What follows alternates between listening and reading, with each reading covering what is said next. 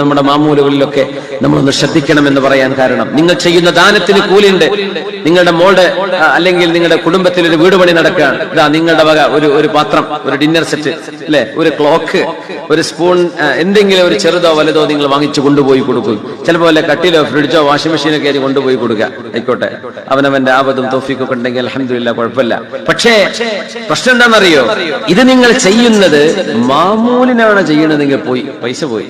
ആ ഇലക്ട്രോണിക്സ് കടക്കാർക്ക് പൈസ ഇട്ട് നിങ്ങളെ പൈസ പോയി. നിങ്ങളത് തിരിച്ചു കിട്ടണമെന്ന് പ്രതീക്ഷിച്ചുകൊണ്ടാണ് ചെയ്തതെങ്കിലും പോയി. നിങ്ങൾ ചെയ്യേണ്ടത് എന്താണ്? അല്ലാഹുവേ, ഒരാൾക്കൊരു വീടുണ്ടായതല്ലേ, എന്തെങ്കിലും വലിയ ചെലവുള്ള സമയമല്ലേ, അപ്പോ എന്നെ കൊണ്ടൊരു ചെറിയ സഹായം ഞാൻ ചെയ്യട്ടെ. എന്താ അവിടെ കുറവുള്ളത്? ഓരോ സാധനങ്ങൾ ചോദിക്കുന്നു, ഇന്ന് അത് ഞാൻ വാങ്ങിച്ചു തരാം. അൽഹംദുലില്ലാ. നിങ്ങൾക്ക് അങ്ങനെ സന്മനസ് തോന്നിയില്ലേ? അള്ളാഹ്ക്ക് വേണ്ടി ചെയ്യും. നിങ്ങളത് ചെയ്യുമ്പോ നാളെ എന്റെ മകന്റെ വീട് പണി നടക്കുമ്പോ പടച്ചോനെ ഇതിന്റെ ഇരട്ടി അങ്ങോട്ട് തരണം എന്ന നിയ്യത്തോട് കൊടുത്താൽ തീർന്നു. അതൊന്നും ചെയ്യണ്ട. പറ്റൂലേ? ചെയ്യാതിരുന്ന പോരെ. നമ്മൾ എന്തിനാണ് ഈ മാമൂലുകൾക്ക് വേണ്ടി നമ്മുടെ അമലു സ്വാലിഹാത്ത് നഷ്ടപ്പെടുന്നത്? ചെറിയ കുഞ്ഞ് ജനിച്ചു, ഒരു കുഞ്ഞിന് ചെറിയൊരു അല്പം സ്വർണം, 2 ഗ്രാം 3 ഗ്രാം അല്ലെങ്കിൽ ഒരു പവന് എത്രയോ ആവട്ടെ, വാങ്ങിച്ചു കൊടുക്കുമ്പോ തന്നെ നിയ്യത്ത് വേണ്ട, എഴുതിച്ചിട്ടോ കൊടുത്തിട്ട് നമ്മള് എന്തിന്? അടുത്ത പ്രാവശ്യം നമ്മ കുട്ടി ഉണ്ടാവുമ്പോൾ തരുന്നുണ്ടോ അല്ലേ നോക്കാനാ? ഇല്ലേ, ആ കുടുംബം തന്നെ തെറ്റും. എന്ത്? ഞാൻ കൊടുത്തിട്ട് എന്റെ കുട്ടിക്ക് തന്നില്ലല്ലോ. സുബ്ഹാനല്ലാഹ്. നിങ്ങൾ കൊടുത്തത് എന്തിനാണ്? അള്ളാഹ്ക്ക് വേണ്ടിയാണോ കൊടുത്തത്? അള്ളാഹ്ക്ക് വേണ്ടിയാണോ കൊടുത്തത്? അത് ബാക്കിയുണ്ടാകും. നിങ്ങൾ നിങ്ങളുടെ കന്നുകാലികൾ, മൃഗങ്ങളെ നിങ്ങൾ വളർത്തി വലുതാക്കുന്ന പോലെ അള്ളാഹു നിങ്ങളുടെ ദാനധർമ്മം ജബലോളം, പർവ്വതത്തോളം അള്ളാഹു വളർത്തിത്തരുമെന്ന് ഹബീബനാ റസൂലുള്ളാഹി സ്വല്ലല്ലാഹു അലൈഹി വസല്ലം. എങ്ങനെ?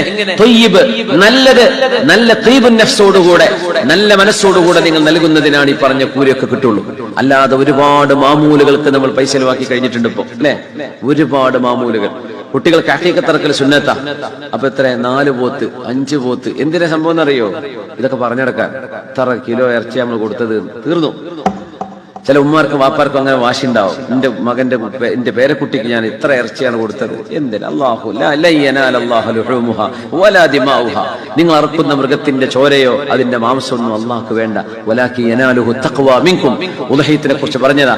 നിങ്ങളുടെ കൽബിൽ അള്ളാഹുവിനെ കുറിച്ച് എത്ര ബോധമുണ്ട്, ഇത്രയേ അള്ളാഹു നോക്കുന്നുള്ളൂ. ഇറച്ചിന്റെ കണക്കും കിറ്റൊന്നും അള്ളാഹ്ക്ക് കേൾക്കേണ്ട കാര്യമില്ല. സുബ്ഹാനല്ലാഹ്. അതുകൊണ്ട് ഈ പെരുമ കാണിക്കാൻ ചെയ്യുന്ന പണിയൊക്കെ ഒന്ന് നിർത്തിക്കളെ, വെറുതെ കാര്യമില്ല. ആൾക്കാരാണെങ്കിൽ ഇറച്ചി എന്നിട്ട് ഫുള്ള് കൊളസ്ട്രോളാ. നാട്ടിൽ മുഴുവൻ സൽക്കാരവും കല്യാണങ്ങൾക്കും. ഇന്നലെ ദാൽഹുദയിലെ ക്ലാസ്സിൽ ഞാൻ പറയായിരുന്നു, ഉമർ റളിയല്ലാഹു അൻഹുവിന്റെ ഒരു മഖൂല. ഉമർ റളിയല്ലാഹു അൻഹു പറയാണ്, അല്ലാഹുവിനെ തന്നെയാണ് സത്യം, ലാ ആകുലുൽ ലഹ്മ ഫിശ്ശഹരി ഇല്ലാ മർറ, ഞാൻ മാസത്തിൽ ഒരിക്കലേ മാംസം തിന്നു. ഖുദ്വത്തൻ ബിസാഹിബൈ, എന്റെ 2 കൂട്ടുകാരായ റസൂലുള്ളാഹി തങ്ങളും സിദ്ദീഖുന്നവരും മാസത്തിൽ ഒരു തവണയെ മാംസം കഴിച്ചിരുന്നുള്ളൂ, ഞാനും അങ്ങനെയേ കഴിക്കൂ എന്ന് ശപഥം ചെയ്തിട്ടുണ്ട് ഉമർ ഇബ്നുൽ ഖത്താബ് റളിയല്ലാഹു അൻഹു. മാസത്തിൽ ഒരു ദിവസം മാംസം കഴിക്കാൻ നടക്കൂലല്ലേ? എത്ര കല്യാണം ഉണ്ടാവും ഒരു മാസം തന്നെ? അപ്പൊ ഉള്ളത് മുഴുവൻ നമുക്ക് കഴിക്കണം നിർബന്ധമൊന്നുമില്ല. നമ്മൾ കഴിക്കാതെ വേറെ വിശക്കുന്നോ കഴിച്ചു പോയിക്കോട്ടെ, ആവശ്യത്തിന് കഴിച്ചാൽ പോരെ.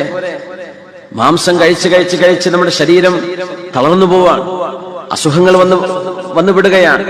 പുണ്യ നബി തങ്ങൾ സല്ലല്ലാഹു അലൈഹി വസല്ലം തങ്ങൾ ഉച്ചഭക്ഷണവും രാത്രി ഭക്ഷണവും രണ്ടും കൂടെ ഒരു ദിവസം കഴിച്ചിട്ടില്ല എന്നാണ്. 2 മെയിൻ കോഴ്സ് ഭക്ഷണം, മുഴുവനായി വലിയ ഒരു ഭക്ഷണം നമ്മൾ ഉച്ച കഴിക്കുന്നു, അതുപോലെ രാത്രി കഴിക്കുന്നു.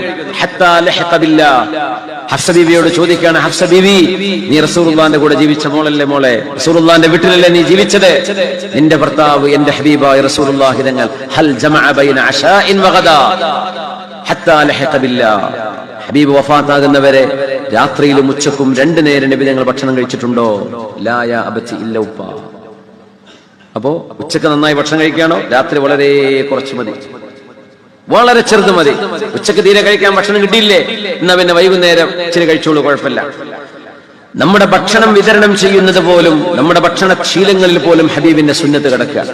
ഞാൻ പറഞ്ഞത് 2 കിൻഡലും 3 കിൻഡലും ഒക്കെ ഇറച്ചി വാരി കൊടുക്കുന്നു എന്ന് മേന്മ പറയുന്നത് നമ്മൾ ചിന്തിക്കണം. അള്ളാഹുവിന്റെ അടുത്ത് കൂലി കിട്ടാനാണെങ്കിൽ അള്ളാഹുവിന്റെ വജഹ് ഉദ്ദേശിച്ച് മാത്രം ചെയ്തോളൂ, പെരുമയ്ക്ക് വേണ്ടി ചെയ്യല്ലേ.